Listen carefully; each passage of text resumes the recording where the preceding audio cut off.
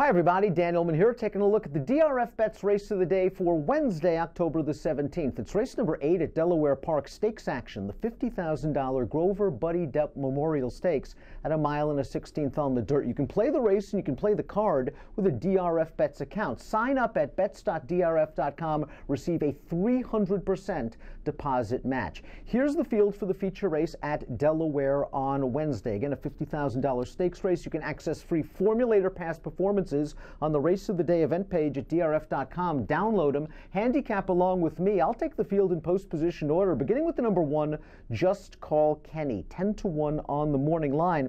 And if you just look at Just Call Kenny's recent races and running lines, he's got a lot of things you would want in a race like this. A triple-digit Beyer graded stakes winner of the Philip Island Stakes back in August of 2017, dropping out of the 2017 Cigar Mile where he was completely overmatched at 99-1 against the likes of Sharp Azteca and Mind Your Biscuits. Running lines recently which include Discreet Lover, a recent winner of the Jockey Club Gold Cup at Belmont. This is significant class relief for Just Call Kenny, who was probably one of the most talented horses in this race.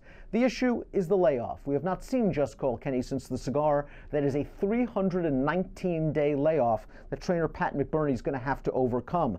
Just Call Kenny has the ability to win a race like this, and you can gamble at 10-1 that McBurney's going to have him ready for this spot.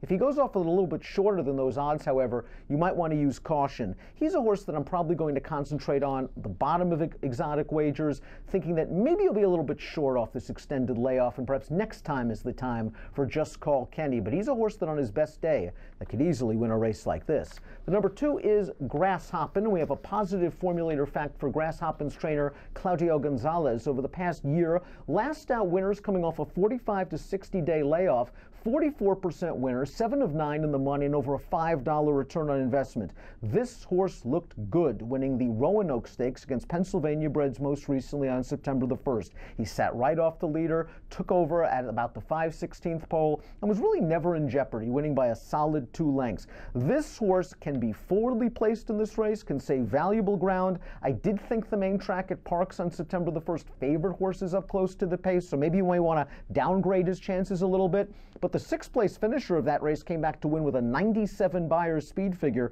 against optional claiming competition. Grasshoppin', real solid and can be close to the pace. We'll move on to the number 3. That is Monongahela, who was no match for Grasshoppin' in that Roanoke, but again, I thought that you needed to be close to the pace that day. Monongahela tried to rally from last, and he finished evenly.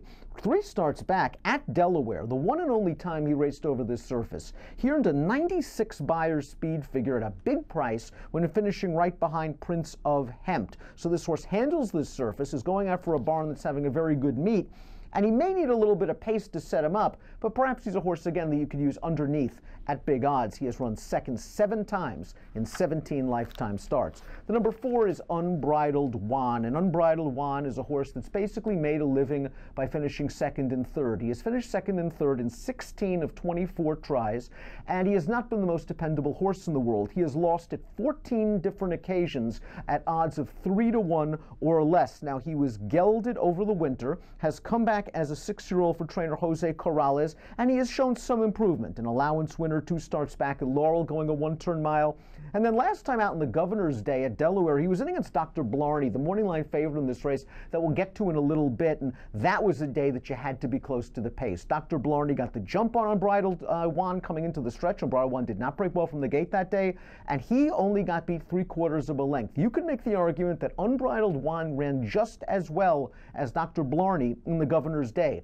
The issue, though, is reliability and a relatively short price. He is 3-1, and again, he has lost 14 times at odds of 3-1 or less in his career. The number 5 is Honor the Fleet, and as we take a look at the Timeform U.S. Pace Projector, they are expecting Honor the Fleet to be out there on the lead, and that's not really surprising, considering he was chasing some fast sprint fractions in his most recent race at Laurel, the Chaladon Stakes. It was a race in which he didn't break very well, he chased outside, he didn't run very well. Maybe stretching out in his 3rd start of the form cycle with this pace situation, it can get to a career best performance, because I think that's what it's going to need for Honor the Fleet to win this race, a career best effort. It is nice to know that one of the also-rans from the Chaladon, a horse that Honor the Fleet actually finished ahead of, came back to run an okay 2nd in a starter allowance. allowance, weaker company off the turf race at Laurel with a 74 Beyer speed figure. This horse has some fig sprinting when he gets to the lead that indicates he can run well if given that situation, but this seems like a tough group. Let's talk about our next runner. That's Rocky Tough, and the number 6 Rocky Tough goes out for Robertino Diodoro. He would be wheeling back on very short notice. 6 days rest in his second start off the Diodoro claim. He'll be coming from last on the pace projector, but this is a very strong formulator fact. Past 3 years, older dirt riders making their second start off the Diodoro claim and second start off a layoff line of 45 days or greater, 47% winners, 13 of 17 in the money, and a $2.71 ROI. Rocky Tough drops in from a Belmont optional claiming race. Chris and Dave, the winner of that race, is solid, not spectacular.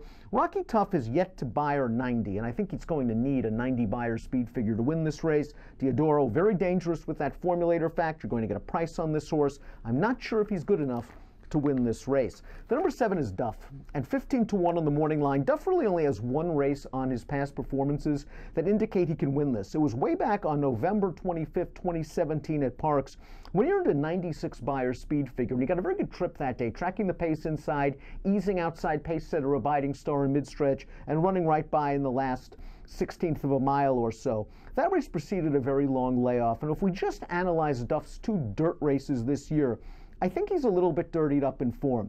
He came back at Thistledown as an odds-on favorite and he was beaten, but it was his first start off of about a 6.5-month layoff. He probably needed the race, and it was a good race at Thistledown that produced a couple of next-out winners. Most recently at Laurel, while he was headed by Unbridled Juan at the wire of that race, he was 4 wide in the 6th path on the backstretch, 4 wide all the way through the turn, splitting horses 4 wide and upper stretch, and he only got beat ahead. Duff is the kind of horse that is working quickly now for this race, his first start in about 60 days or so.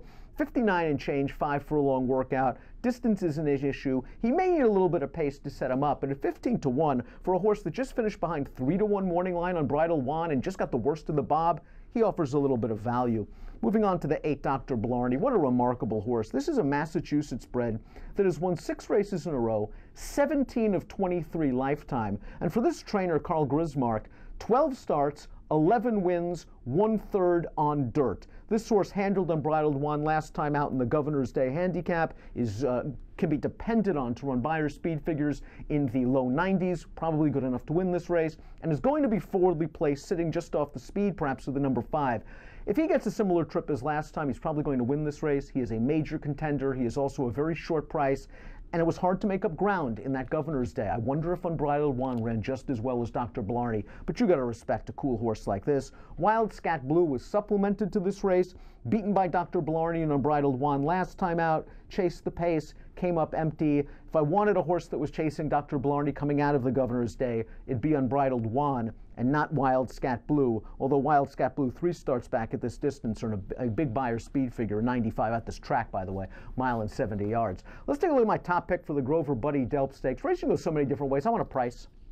Number 7, Duff, just missed to Unbridled Juan last time out. He earned a big fig around 2 turns at Parks. I think there are some excuses for some of his races this year. 15-1 on the morning line. He's working well. I hope I get a little bit of pace and a fair racetrack to set him up. But he's a horse that I want to bet at those odds or at double-digit odds at all. I'm going to use him over Just Call Kenny, the 1 coming back off a long layoff. The number 8, the 3rd pick, the morning line favorite. That horse is the one to beat Dr. Blarney. And the 2 will be my 4th pick, the Sharp Grass Hoppin'. 7-1-8-2 for me in the $50,000 Grover Buddy Delp Memorial Stakes at Delaware on Wednesday. Please bet the race with a DRFBets account. When you sign up, you're rewarded with a 300% deposit bonus at bets.drf.com. Approximate post time for the Buddy Delp, 4:45 Eastern. Good luck.